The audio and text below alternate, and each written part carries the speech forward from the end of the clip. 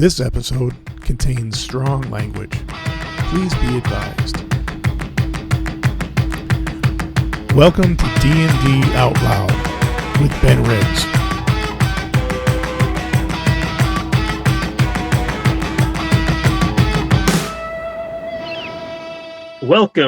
Welcome once again, Internet, to D&D Out Loud with Ben Riggs. I am Ben Riggs, apparently controversial TTRPG historian and author of Slaying the Dragon, A Secret History of Dungeons & Dragons.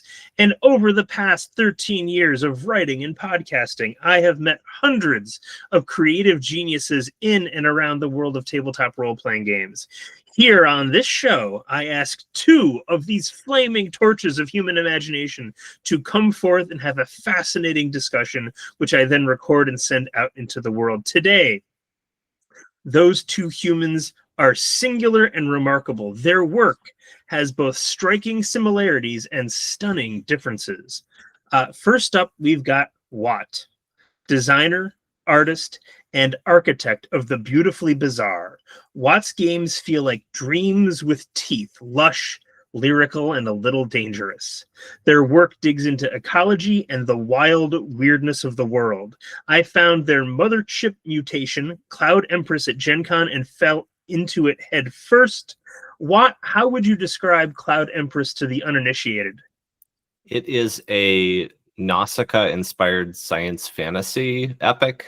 Hex crawl. But with giant cicadas. But with giant cicadas, and it's sort of built on the bones in my exploration of Midwest America. Wow.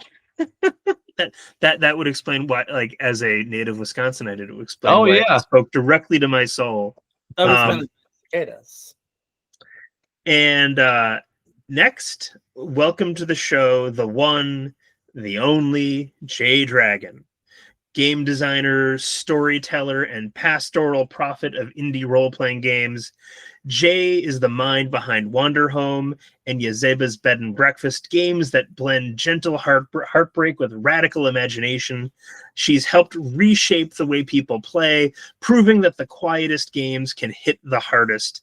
Please welcome the cozy chaos engine known as Jay Dragon. Hi. God. I appreciate all the different synonyms for game designer you've got. Do you keep a Post-it note by your computer? You know, I do this professionally.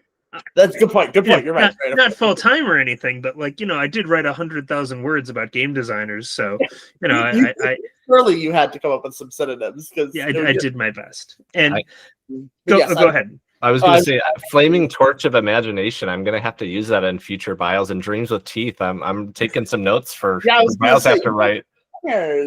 I'm also lead game designer at Steve Jackson Games, and I'm currently working on 7-Part Pact, which is a strangely ambitious, deeply crunchy game about wizards and masculinity. That's kind of been that's me. That's a pretty good summary of me. Nailed it, nice. Ben. Like you do this for a living. I mean, I'm a teacher by day, but also this. Yeah, for an evening. So, I asked Watt to be on first, and Watt, you said that you would enjoy talking to Jay. And I will also say, by way of housekeeping, I've got questions here, but I always hope that I kind of fall away into the background and conversation just blossoms. But Watt, let me ask you, given while there are similarities between your work and Jay's, I certainly think that there are stark tonal differences. So why did you want to talk to Jay on the show? I like talking to Jay in general, but I was particularly interested in talking about your Expressionist Games manifesto. I know that's been making rounds online. I found it particularly interesting, far less circulated, but for a game jam, the CLOUD EMPRESS game jam that was run in winter of last winter, I put out a literary adventure writing, or how to write literary tabletop role-playing games. So I really dig into frameworks and sort of putting things down on paper in terms of some of my game design philosophies and thinking. So I thought that would be a good jumping off point or something to talk about. And I don't know if I've heard you talk about it on a podcast or in person at this point yet, Jay. Probably since the blog post went up. Yeah, Could you tell us about the manifesto? Because I actually don't know about it. Okay, yeah. So about a month ago, I put out an article that was kind of the culmination of like several years of kind of like banging my head against the wall of like, there's a thing that I really enjoy in games. When I play games, I find myself chasing this high, and I want to like give it a name and articulate it so that other people can like make games that are good at it. Because right now I mainly get it from like games that kind of incidentally stumble into it. And I called it expressionist gaming. And the idea of it is that you play as a character who feels very kind of profound desires, right? You're kind of like, I'm a character who wants to be my true self. And then the rules of the game say, no, you can't be your true self. You have to be what society says you have to be, and kind of pushes you back in. And then you are like, no, but I want to be. And you end up counter-reading or working against the rules or kind of like struggling with play. So it's a bit of, it was kind of a call to effectively games that don't sit easy, right? Like I think that in tabletop RPGs, there's a default towards games that where the idea, the kind of accepted canon on like what are rules doing in a tabletop RPG is that rules help you tell the story you're trying to tell, right? It's like, well, I want to be a superhero, so I want rules that enable me to be a superhero. And Expressionist Games Manifesto was a call to say, hey, also, by the way, a really fruitful thing that rules can do that people aren't doing that much of, people are doing a bit of, but not enough, is using rules to say what you can't be. And having the thing you can't be also the thing you want to be, right? It's a little bit like if I put the fruitful void over here and I put a no trespassing sign in front of the fruitful void, right? It's a little bit of a call to, like the game kind of can be provocative by doing that. It's not really present in Wanderhome. It's a thing that it's kind of like a thing that it's a thing that I realized was fun through working on 7-Part Pact and like to a lesser degree Yazeba's. And I think like it's part of the thing that what you're keying off of, which is that I think that like our work has, there are some, aesthetic differences. I think you and I are both really enamored with the work of Miyazaki, but just from very different angles. But I think, so like we tend to approach, I think, similar fascinations from different angles. We both have giant bugs in our games. But also I think on a deeper level, I think that you and I are both, there are styles of play and ways of thinking about play that end up kind of threading in with each other, right? Because a lot of what I end up doing kind of ends up circling back towards drawing from OSR styles of play from a very story games background, and what a lot of what you're ending up doing is kind of coming at some of the stuff that story games have been trying to do from a very kind of like OSR grounded place, As you were describing the manifesto, I mean, I had read it, thought about it. I have a bunch more to say about it and ask you about, but I hadn't thought about the violence mechanism in Cloud Empress as maybe an example of some of the tension that you're describing with the rules, where I give the players a bunch of really cool guns, and some of them are futuristic, and like one of them fires these metal balls around corners and all sorts of stuff. And then there's a ton of stress mechanisms, even exaggerated from what Mothership has, where if you take your gun out or if somebody else takes their gun out, all of a sudden stress starts to build up. And so it's this, I've thought about it a lot with power fantasy. And so how do you deconstruct or contextualize power fantasy within America, essentially, in a world or in a country particularly overrun with gun violence? And so thinking about that, and then calling weapons tools of violence, but then still trying to make them exciting for a number of reasons, and introducing them in a particularly literary type of way when I talk about them. So that was something I hadn't necessarily thought about, but some more overlap, like you were talking about, Jay. Yeah, that's a great example, right? Because it's like, on one hand, I want to be someone who's kind of able to use violence in an instrumental and a gentle way, right? I want to shoot people, but also I know that shooting people is going to create a lot of stress, and it's going to be really, it's not a clean and easy thing. And so existing in Cloud Empress, it's like, well, I can't just be I can't take the easy way, right? There's not an easy way to settle into that, right? Because presumably I'm going to encounter at various points things that will give me far more stress than they would if I kill them, right? So there's kind of like there's a lot of like I think that like one of the things I come back to often when I've been kind of trying to write expressionist games is the idea of like unsteady equilibriums, and like that there's instead of there being like an optimal play, there is in fact a variety of plays which none of them are ever optimal. They're all have a downside, and you're just kind of constantly weighing the different risks. And so you're like, well, how can I, like, how can I express myself? How can I be like, what would my character do? But then also it's like, my character doesn't want, my character wants to shoot them, but also I know that if I shoot them, it's not going to make things easier for me. It's just going to make my life harder. Society is saying, just shoot them, it'll solve the problem. But also I know it'll suck. So like, what do I do? That kind of like combat is a fail state mediation is something I come back to a lot. Yeah. And to me, that gets down to this literary concept, which I can go into more, but yes, I would also, yeah. Not presenting an answer to players. I have a lot of opinions, but I try to explore questions. And so I think that you said unsteady equilibrium.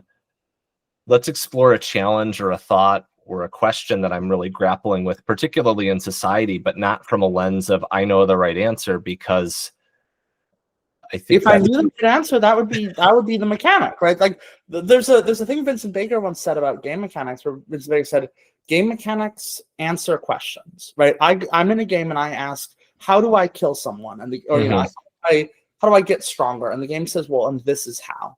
And so if you want the questions your game is about are never in the answers the mechanics provide. They're always the questions that the mechanics raise. And so I feel like questions for me are such at the heart of game design. Like Yazeba is such a question on like, how do you exist in community, right? 7-part practice, like how do you function under a male-dominated creative industry, right? Like these kinds of for some reason comes out. Just comes up sometimes, yeah. And so like these a lot of, for me, like I think I design my games like I don't necessarily know what the question is when I'm working on it. Like, do you find yourself like realizing maybe even after the fact, like, oh, this was a game about a question? I think on some level, but I typically triangulate 3 or 4 troubling news stories or things I pick up, and I'm just these things were really messing me up. I don't know what to do.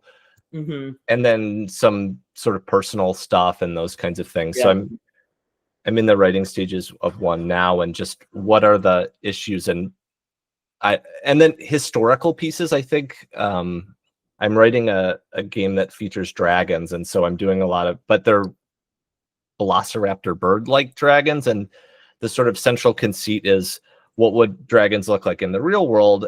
And my take on that is they would have been hunted to near extinction and exploited for their physical resources, and drawing on then inspirations from Howl's Moving Castle and Mononoke and some other things, just to stay within the Ghibli-verse. Of course. But then going into buffalo hunting and whaling and absolutely the extinction of or near extinction of certain birds and those things, and then sort of tangling that all up and starting with the questions. But there are certain answers or themes or things that come out later that as I'm playing it, I'm like, oh, this is this makes sense within the context of other work at a later point, potentially. Yeah. Sometimes I find that my question isn't so much like, it's not necessarily an easy kind of like yes, no question, but instead it's a really complicated, like, here's kind of a big messy pile of thoughts, and different people are going to, produce different questions. Like the play is going to kind of engage with different aspects of it. And there's no one, because again, right. Like, I think if the question was easy to answer, I wouldn't need to write a whole game about it. Right. Like, it's like the whole, the only way I can work through this is by making an art piece that then gets everyone else to think about it too. Right. Like that's and that's something I did want to talk about, and then feel free to hop in with questions as needed. But I tried to be a board game designer for a while and had a signed game at a certain point. It was in development, and things sort of fell off the rails at that point for a number of reasons, and moved into tabletop role-playing game designs. But one of the things I was doing as a board game designer was I want to make these thematic games that feel like TV shows and those things. And I was really into is it Heavy Rain? I forget the studio, Quantum. I forget the name of the studio, but some of these interactive video games. Yeah. Heavy Rain, and I'm trying to think of the other ones. Telltale games, those things. This is advancing. These are so much more narrative and engaging. And what I realized in studying board games more is really looking and digging into the unique affordances a medium has. And the more that you can lean into what's unique about a medium, I think the more exceptional the artwork becomes. And simulating context and simulating historical situations and simulating decision space, I think board games are really great at. I was playing a new Lord of the Rings game, Fate of the Fellowship, and we were playing it, and we started getting into these conversations where I was Sam and Frodo and surrounded by Nazgul, and I started saying, please, like, you have to actually carry me. I can't get out of here alone. And we got into these conversations where all of these more powerful characters had to come take me. And it was this sort of context that we arose from within the setting of the game that was really unique and interesting and put us in the state of the characters. But I think I wanted to sort of hear about maybe some of the unique affordances that role-playing games have, and in particular that friction that you're talking about with the player between the rules, and how, in my mind, board games to some extent, but role-playing games more uniquely so, the rules are a navigated social space, and most game masters I know approach many games with the sense that they may need to alter some of the rules to taste. And so, yeah, any thoughts you had on sort of unique affordances of tabletop role-playing games and how that friction with the rules might come into play with that? Well, because it's so funny hearing you say this, because I've been becoming a board game sicko. I've been getting my board game sicko in years, like falling in with like Arcs and Oath and Cole Worley's a big Worley. The Worley brothers have really been doing messed up things to my brain. And Joe Kelly and Annabelle Holland and a lot of designers in that space. In fact, I'm working on a podcast right now with a friend about board games. Interesting. Yeah, just because I'm just like, I need to talk about them. I feel like they're so product dominated. I would love to introduce some art approaches into the conversation. Anyway, all that said, I think tabletop RPGs benefit tremendously from the fact that they've been able to exist as such an artist and designer dominated space, where it's like you can make a weird little PDF and put it out into the world and 5 people love it, and that's incredible, right? It's so much harder to do that with board games. I think that the thing that tabletop RPGs really give is that there's a special little property that Sam Sorensen is really keyed into, that is the idea that the diegesis, the fiction, can override the mechanical rules of the game. And so you've got a game where, like the joke, right, with Monopoly, where it's like we're playing Monopoly and I go, actually, I own that property because in my backstory that I wrote up, my dad bought that, right? That would be ridiculous, right? That would be not allowed in Monopoly, right? But that is a maneuver. That is me using fictional positioning to establish a mechanical advantage that is done constantly in tabletop RPGs. And so tabletop RPGs have this like really special tool that like is the fact that I can establish a fictional key in order to justify a change to, and the rules of the game can actually be rather sparse, right? That Wanderhome has like 2 rules, right? Because of the fact that it's overwhelmingly about establishing fictional relationships, right? And establishing the diegesis. And then it's like, well, and as long as you kind of stick to these couple of rules, the diegesis will kind of remain. I should interrupt 1 second. Diegesis means something that happens within the fiction, right? Yes. I'm specifically using it not just to refer to the fiction as a whole. So, for people who don't know, like diegetic music is like when you see it's like, a bard is on stage performing in a movie, that's diegetic music, versus like orchestral Hans Zimmer stuff, which is like non-diegetic. The diegesis is used as like the term for the fictional imaginary that we're all existing in, right? If we're all LARPing, we're all playing a tabletop game, there's a fictional thing that we're all kind of independently holding in our heads, and then constantly trying to correlate with each other. So it's like we each have our own version of it, and then we're constantly doing speech acts to make sure we're on the same page if we're able to. And so it's kind of like a weird object because it's not actually like a real thing, but it's instead like a bunch of different copies of a thing that we are all trying to make sure we're all on the same page about. And don't let me stop you from spitting genius. I just wanted to step in for the audience with vocabulary. You know, I teach by day. Yeah, no, that was thank you for that. Yeah, I have a tendency. I've been really, I've game study pilled means that I don't catch those things. Thank you.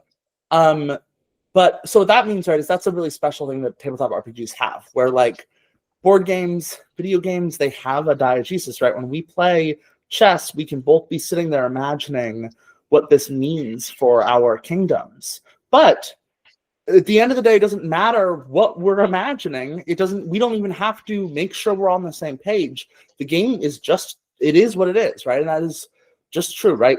Fortnite continues to be Fortnite, you know?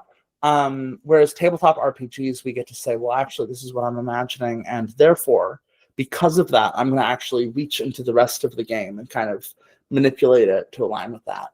And so it's almost like the thing from below reaches up and grabs hold of the thing above and manipulates it. That's really cool. That's a very special property that RPGs kind of, it's what I think gives them kind of the ability to very naturally fit into like art because of that. Like, you know, like they can kind of do cool things with that. Yeah. You're holding Wanderhome like it's your child. Well, you know, I felt bad that it doesn't fit up there in Cloud Empress, and I'm like, okay, let's keep the product placement going here. What are the 2 rules from Wanderhome for the people who might not know? I think Wanderhome's 2 rules. I think the biggest, most important rule is that there's no violence. That's probably like the one rule that like actually really like is necessary, and without it, you kind of really stop playing Wanderhome. The other rule is that you can get a token by doing a little set of actions. You can spend that token to do another set of actions, but you can also just do those actions without the token. So that rule is a lot less ironclad. But that is also like those 2 rules, right? Those are just, one of those rules is just establishing an outer boundary to the diegesis, right? It's saying that, hey, there's a fiction in which violence happens and it lies on the other side of the line. And then the other rule says, hey, here's like a pretty simple way to manipulate the diegesis. Again, kind of minimally so. Just like literally it was almost an exercise in like, how much can I pare back from a game and still have a game on the other end of it, right? And so the whole book is about establishing and thinking through and structuring the world that is being inhabited. And then there's a little bit just to make sure you feel like you have agency over that world, just a little bit, just so you can like to satiate people who want to, you know, play a game when they sit down to play a game. But like, you know, it was you could get away without, you know, with playing Wanderhome without engaging with the mechanics in any way. I think the diegesis concept is and the triangulation of it is something I think a lot and talk a lot about with trope. Yeah. And genre convention, because I have my pitch as a publisher is essentially adapting Miyazaki's works into different role-playing game existing settings. That's sort of what I'm doing. Mm-hmm. But I also want it to be art. And my biggest fear is that people, and I think I've overcome this fear at this point, but this idea that Cloud Empress was going to feel like Nausicaa with the numbers sanded off. And that's a particularly helpful marketing pitch. There isn't a Nausicaa board or tabletop role-playing game. This is kind of it if you want to play in that general setting space. But I think one of the reasons I do that is to give people a shared diegesis or shared imaginary space with some boundaries so that they can imagine that world, and picking and choosing tropes with this dragon game I'm talking about that I'm working on. Dragons are so overused that my trope budget is just having dragons in the game. In my opinion, I'm like out of trope budget. And so it's set in 1910s alternate history world or alternate reality. And so it's this sort of mid-industrial period, and just trying to subvert as much as possible in a Russia-based empire. Yeah. Just like trying to confuse things as much as possible but I'd love to hear, Jay, about your thoughts on trope and when and how you pull trope in and how you think about subverting trope. Yeah, I think my two big things are tropes are really useful ways to encode information without, like, to just pull on society instead of having to encode specifics. So like being able to say, hey, let's play house. You're the mom, I'm the dad, Ben, you're gonna be the dog. Immediately we've like established a thing that like has a tremendous amount of like power and responsibility and like dynamics and like rules, and like those are the rules of a game. That's enough to play a game with, right? And all I had to do was like tap into our shared cultural tropes, right? So like that's powerful. The downside is that it comes with a tremendous amount of assumptions.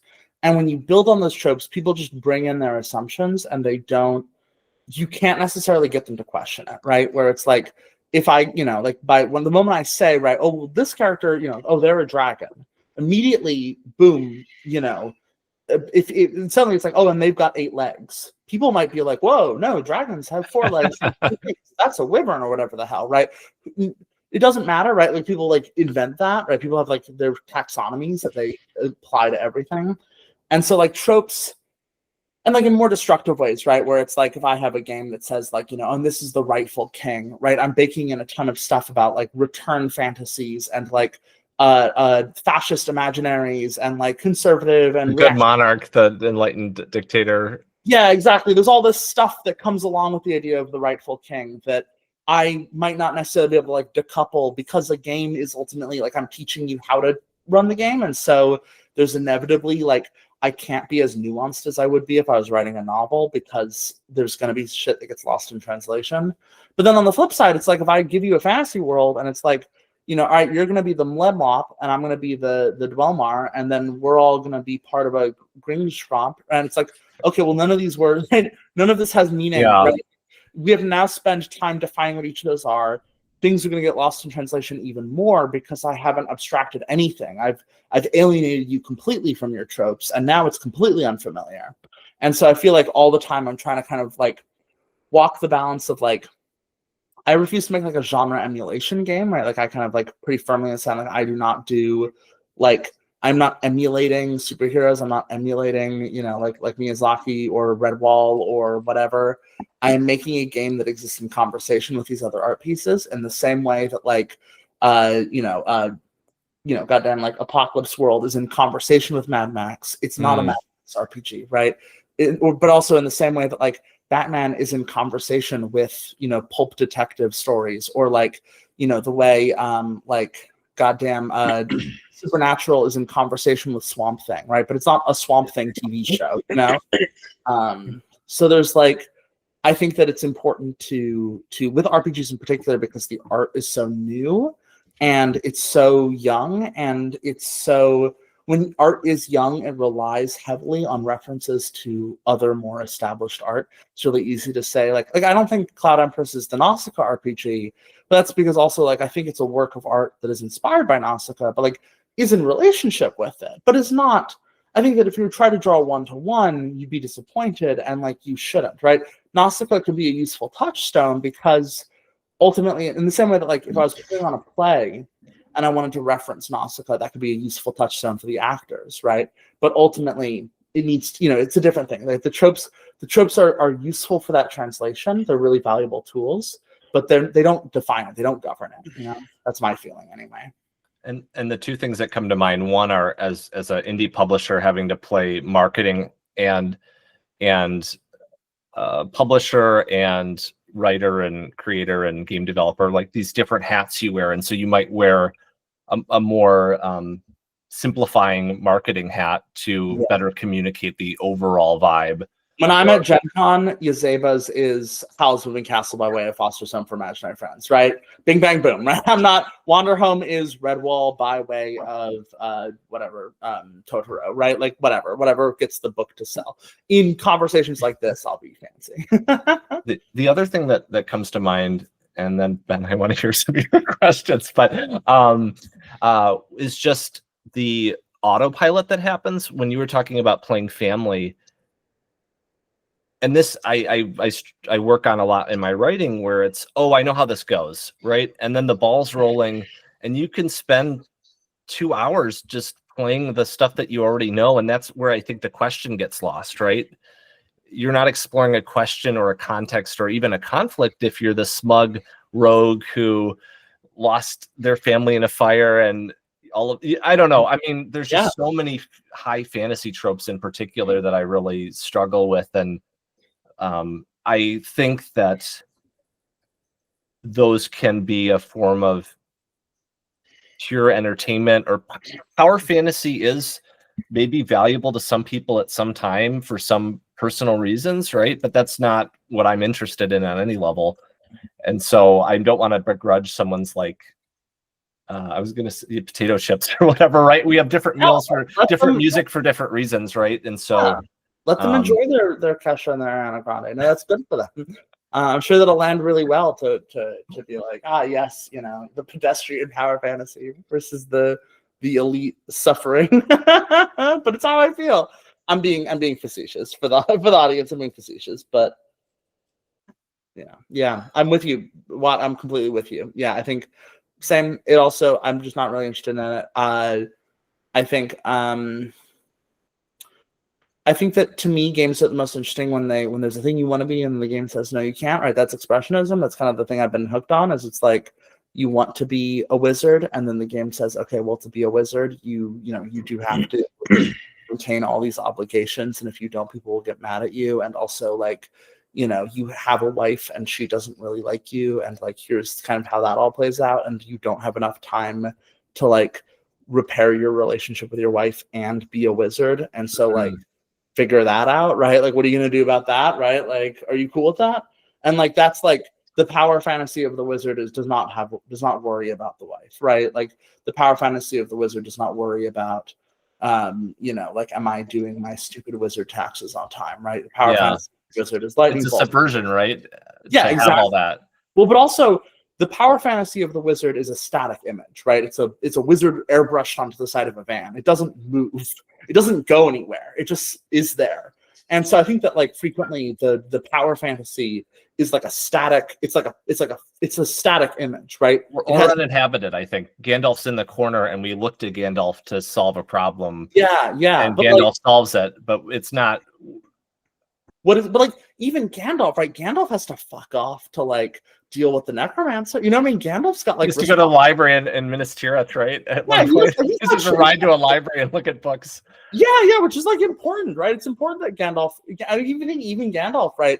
Like, Gandalf kind of like has a rough time being a wizard. I think that's what's important, is that, like, for the power fantasy to exist in motion, it must get complicated. And if you want to leave it static, right? Like, the power fantasy on its own is a single frame. And ultimately, games exist in motion. They're not just they're not just existing in a single frame. That's interesting. And that's where the things start to break down, where I'm going to be cool at every second of every moment. It's like, whoa. It's just too much of a stretch to do over a long period of time without sounding very comical. Well, and it's always the thing that happens with it's almost a little bit of the flip of the thing that happens when you've got OSR characters who are named like, Smiley, Mr. Smiley Head, or the one I always think about from working at a summer camp was a kid who named their character Mr. Beer Universe. And Mr. Beer World, Mr. Beer World. Mr. Beer World, right, is like a joke character, but then like LARPing as Mr. Beer World for a weekend, right? By the end of it, right? That was like an involved character. Cage. Character dies and someone yells out, Mr. Beer World now! Right? Like, just like at a certain point it builds up. It's a static image of a joke. But then by being in motion, it is forced to develop momentum and meaning. And I think that, I think ideally a game does a similar thing where it's like, I don't, I could leave you and just let you be the rogue and let you just sit there as the rogue and be unmoving and unchanging. But ideally, you will roll and pick up momentum and get complicated, right, in ways that maybe shatter the power fantasy but feel really good. Well, anyway, Ben, what's your first question? Yeah. I mean, Look, I don't know I don't know what you guys think is happening, but this is going really, really well. Like if you were going to force a question from me, I suppose I would open up Wanderhome, and I would read something that I underlined at the very beginning of the book. More people should write in their copies of Wanderhome. It's got those big margins. Yeah, but you have to underline the important stuff. You can't, you know. No. So this is it on page 9. It's the section entitled Our Journey. And it goes, most books contain stories within them, and they often know where the story will go and what exactly will happen. But one must be careful with stories.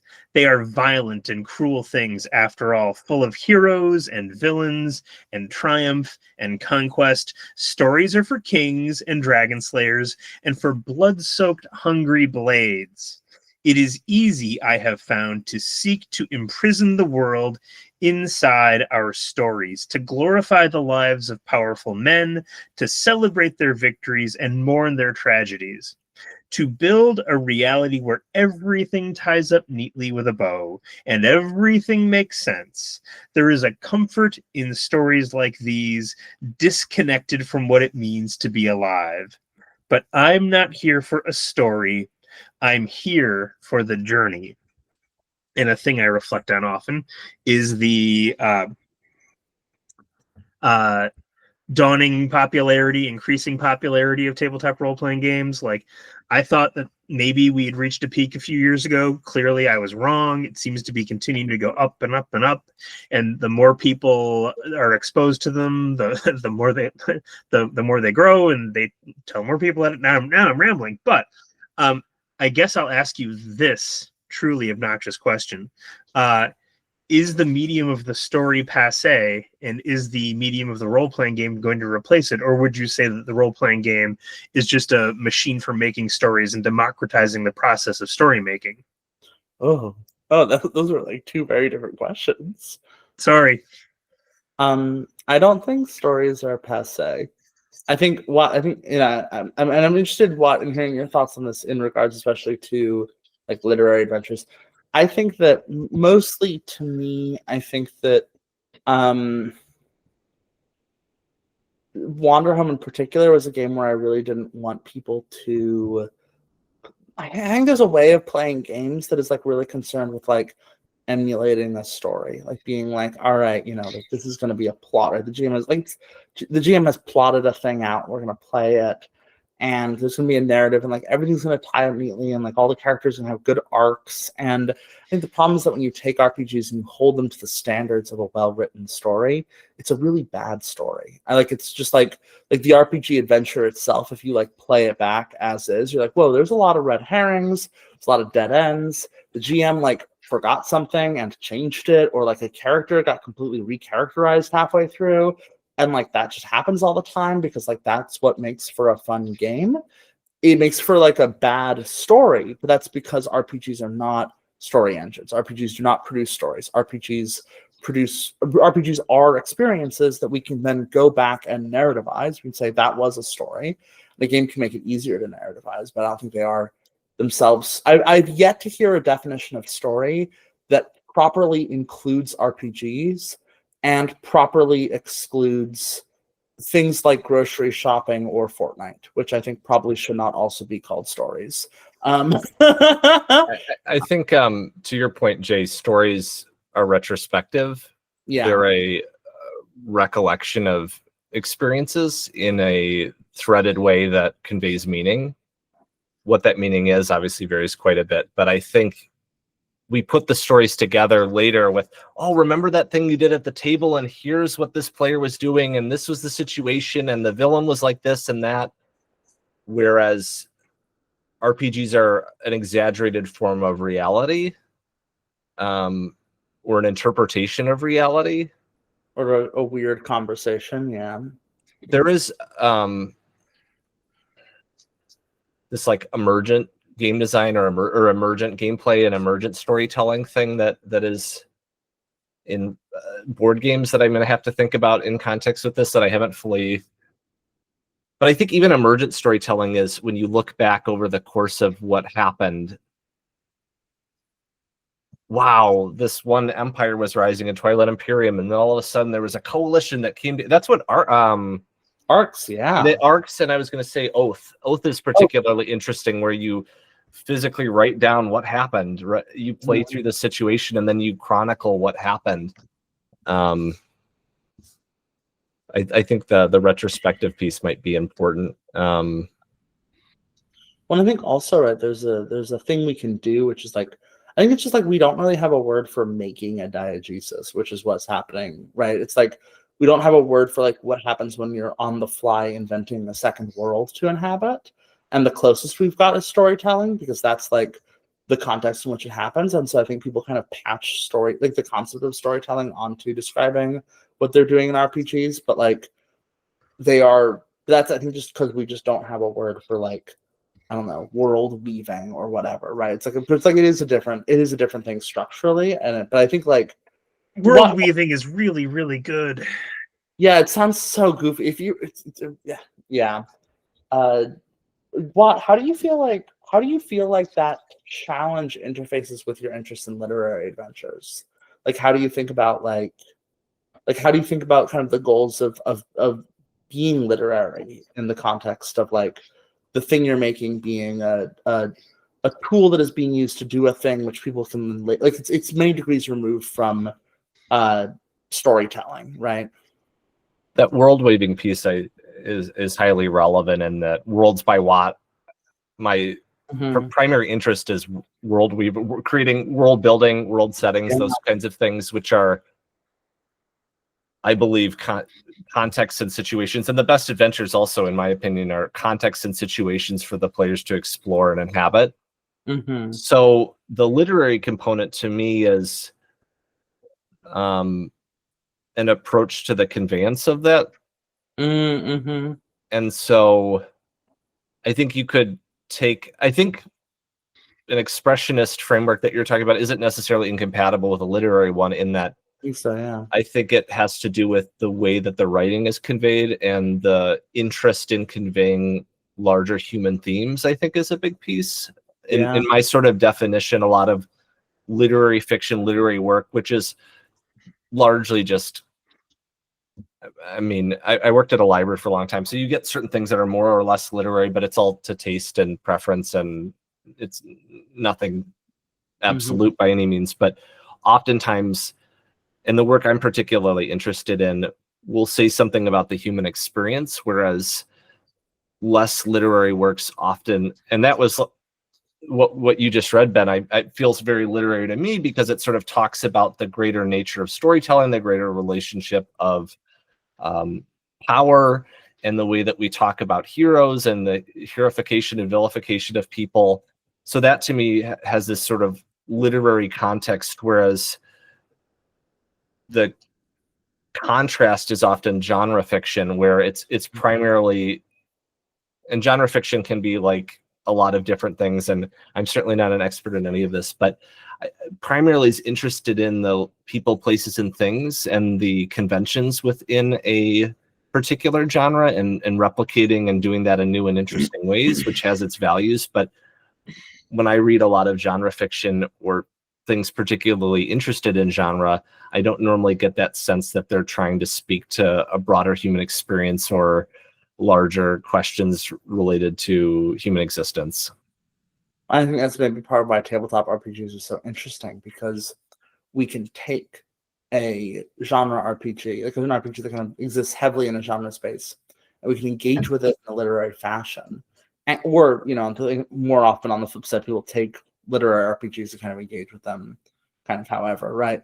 But like, I think that like there's the interesting capacity to, I think RPGs invite complications and counter readings and like self deconstructions within the text. You know what I mean? They kind of really invite you to like interrogate the text if you want to, which is a really cool prop. That is another really cool affordance, actually, on reflection. I'm a little. I run I don't know. I feel like a a lot of players that I play with don't always do that. I think a lot of times it's one of the things I did want to ask you about, Jay, is accessibility and what that means in context with expressionist game design, in that there is inherent friction between the world and the rules and the desires and the rules and those kinds of things.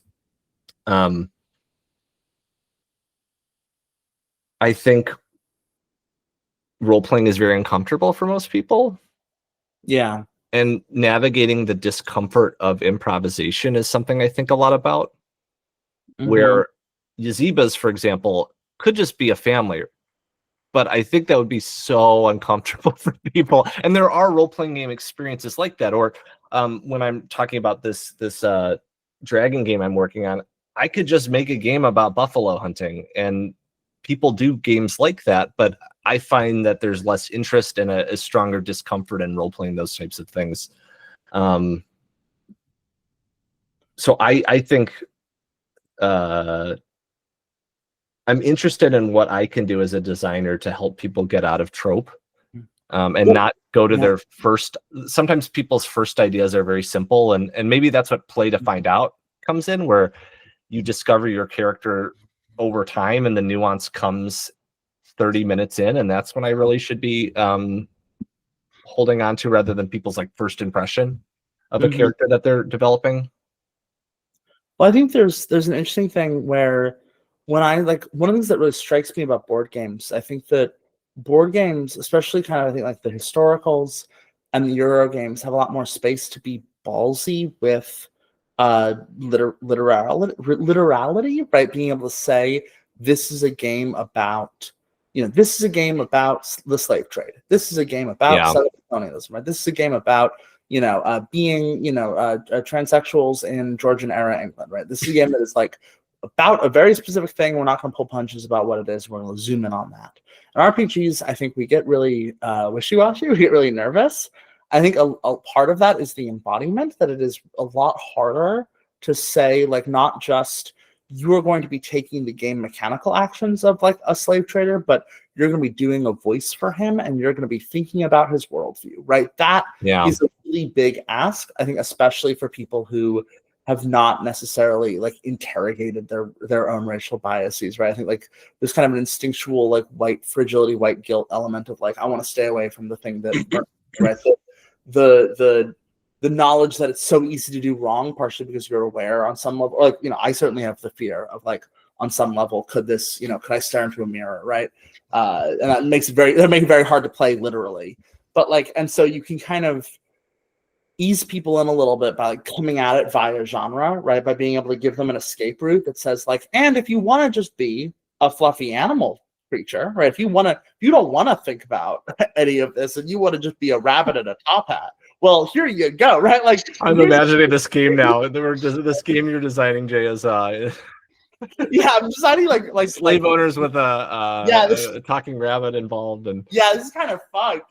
But like that's kind of what I mean, right? Where it's like you can say like, well, this is a game about some heavy stuff, but because there's this adjacency to genre, right? If as you said, it was genre and literary, right?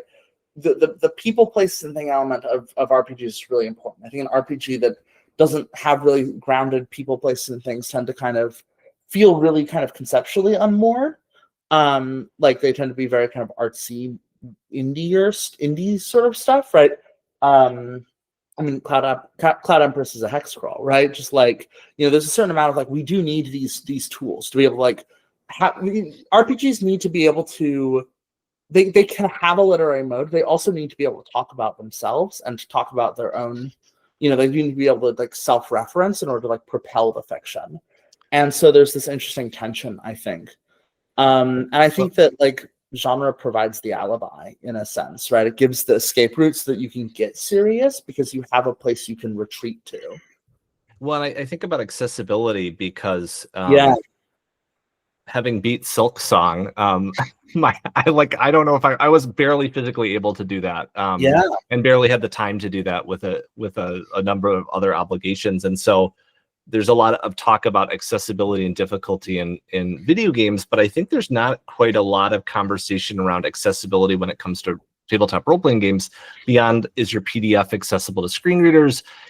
Some of the really base level kind of stuff, which is important, and maybe there is a lot more conversation that I'm missing, but which I'm sure is true.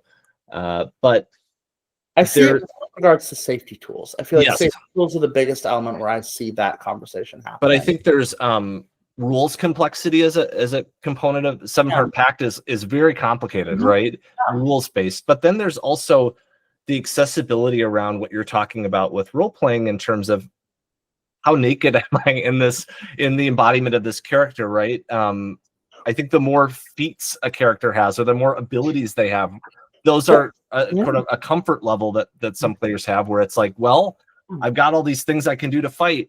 And so thinking about someone's comfort and access to role playing, and that doesn't, one of the things I think about too in some of the design with Cloud Empress was that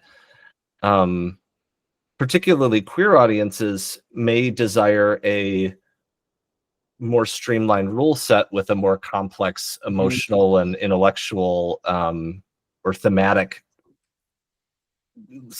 inaccessible, or particularly to just the way that the world was delivered in a less accessible way that would potentially have its own benefits. Does that make sense? Yeah, well, I think there's two big things, right? One of them is conflicting access needs, right? Which is that, like, for example,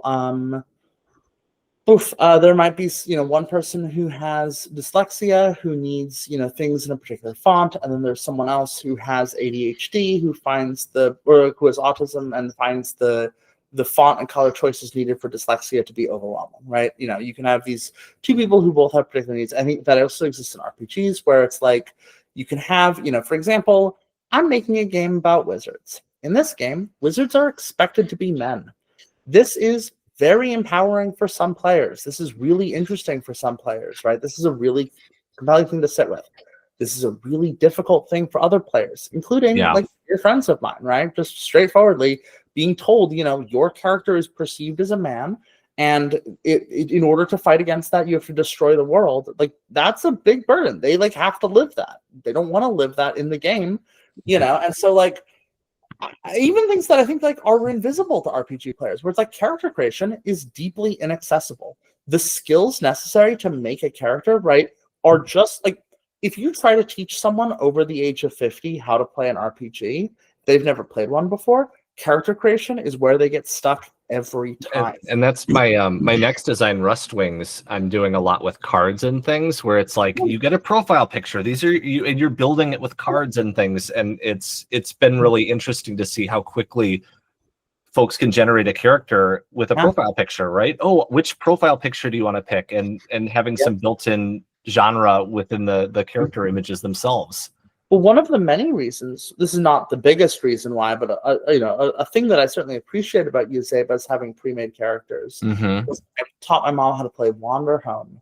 She struggled mainly because it was she didn't know how to, she's never had to you're asking her to on the fly invent a dude who she wants to be in the body of and speak on behalf of for the next several hours. And do a show and tell with everyone around. Yeah, and tell everyone about it. Yeah, it's why on she doesn't have that skill, right? She has improv experience. She has immersive roleplay experience. She was 12. She spent a year playing Narnia, right?